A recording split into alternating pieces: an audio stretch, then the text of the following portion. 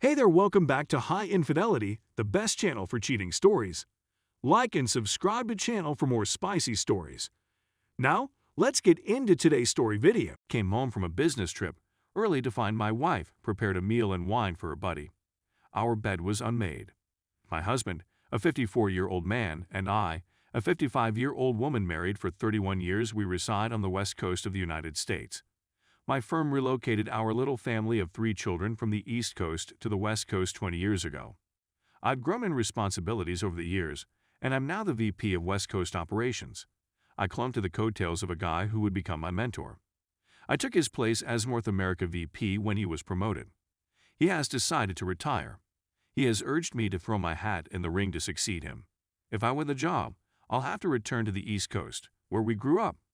We've made a name for ourselves where we are. We are active in the community via the philanthropic operations of my company's foundation and our own personal charities with which we work now that our children are grown and spread throughout the nation. None of them live nearby. Our weekends are frequently filled with activities or trips to visit the children's family. I spoke to my wife about it. She has some reservations about my receiving the job. She is unsure if she wants to uproot everything. We'd be relocating closer to our extended relatives as a result of the relocation. One of our children would be around 200 miles away. This is most likely my last promotion in the firm since, given my age and position presently, there is nowhere else to go. We spoke about it and decided to go forward with the interviews since it wouldn't affect anything. My boss-turned-friend is advocating for me. Many of the board members are familiar to me since they attend charity events in which we participate. Because of the time I've spent here, I've gotten to know the higher management fairly well. I'll say it again, my wife is having a hard time with this. I absolutely understand how she feels. So I went to the interviews this week, flew back east to headquarters, and everything went fine. There are 3 other inside candidates who are also searching outside the organization. I had to persuade them of my worth. They didn't attempt to sell me on the job, so I'm aware that I'm not a sure thing in this situation. Every night, I spoke to my wife. She burst out weeping, saying she didn't want to deprive me of this promotion. We'd chat when I came home. I knew she was upset because of the relocation, but this was out of character for her. The most recent interview took place on Thursday. I planned to remain and return on Friday. On Thursday, I took a trip back to see what was going on. I got in at 9 p.m., and she was on the sofa with a man I vaguely recognized from some charitable work. There's an empty wine bottle on the table. I inquired as to what was going on. She said that Sam had been over to discuss an upcoming event. When I'm there, it's not uncommon for me to have a drink with a visitor. I go inside the bedroom with my stuff. The bed is undressed. Every morning, we make the bed. It's a habit of doing something every day that I never break. Sam is leaving as I go back out. We kiss farewell, and my wife wonders why I'm home a day early. I moved past her into the kitchen, where there were dishes on the table and pots on the stove. She cooked supper. I inquired as to what was going on here. Oh, I was cooking, so I invited Sam to join me for supper.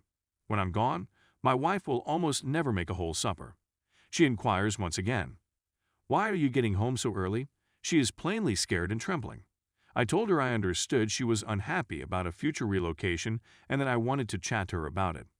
I then informed her that I believe she should tell me what the heck is going on.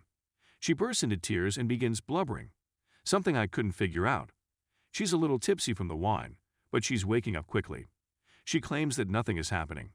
Why do you think that? I'm normally quite cool, but I lost it this time. You seem to be taking advantage of Sam. Is that what you're saying? She told him to stop shouting and walked into the bedroom, locking the door. So it's now Saturday. She merely came out to get something to eat while I was on the phone and then dashed back to my room. I've invited her to come out and speak with me. I made a pledge not to shout. I know she's dodging, trying to come up with a plausible explanation. Is there anything more I can do? I'm sure I'll need some clothing. I grabbed what I was wearing out of the wash. I'm hoping for a fair response, but with her locked up, I doubt it. My supervisor phoned to tell me that there will be another round of interviews the next week. I'm torn between staying for the wedding and continuing the interviews. I've already canceled on a meal tonight because she won't answer the door. I really don't have somebody to bounce ideas off of. My oldest kid and I are the best of friends, but I can't bring this up with him. Please assist me in thinking clearly. we'd reached the conclusion of the narrative. Let's take a look at some of the Reddit comments. One call for comment: Sam informed him that your wife had told him everything. What motivated him to do it? Tell him that if he tells you the truth, you will disseminate the word to his philanthropic organizations, ensuring that he will not appear in any other locations. Find out who his wife is if he's married.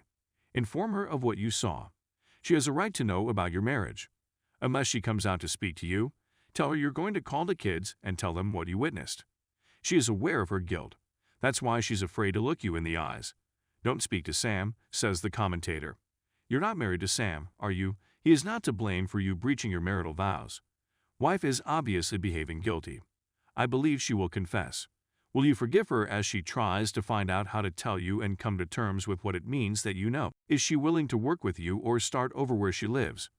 Her life will alter in any case. I'm sorry to tell that this has most likely been going on for a long time, since being married for so long has provided her with comfort and security. However, your success came at a cost, which might have resulted in some predictability and loneliness for her at some time. And Sam was understanding. She has gotten the best of both worlds. And now you must devise a strategy, since the status quo does not seem to be sustainable. Your future is a catch-22 situation. If you want the marriage to continue, you'll have to devote a significant amount of time to her treatment, which means passing up the promotion/interesting next level of work. When you concentrate on work, the relationship suffers since she isn't able to keep it together for her and for the two of you as she used to. If you don't get the job, you'll have to remain in your hometown with her lover. If she travels with you, she leaves her fare behind, and you'll constantly worry what she's doing while you're at work. While she's thinking about it, you're debating whether or not you'd be happy as a bachelor. In many ways, your marriage has been a positive experience for you. I'd keep the reason for it to myself till she comes to talk with you. Sleep in the guest room, eat out, and consult with an attorney to assess the financial ramifications of a divorce, so that you may make the best option possible. For the time being, you should refrain from speaking with your kid. However, it's clear that you have another confidant who may give you a drink or five, and unless she communicates with you, there's no way for us to know whether or not you should abandon her. When there is deception and infidelity, on the other hand, the destroyed trust takes a long time to repair, as does figuring out what went wrong in the first place. Even if both possibilities are unpleasant, sweeping things under the brush in the hopes that she would eventually select this option is detrimental. Here's what I have to say about the third op's statement. What's the deal with coming home so early? Her surprise at your unexpected return meant that she couldn't even appear to be pleased by your return, saying, "I'm so thrilled you're home." Sam is gone in the blink of an eye. As a result, why couldn't they continue the chat about upcoming activities with you over a meal that they had already prepared? Consider the reasons why Sam did not stay for dinner. Better it was meant to be different for you and your partner.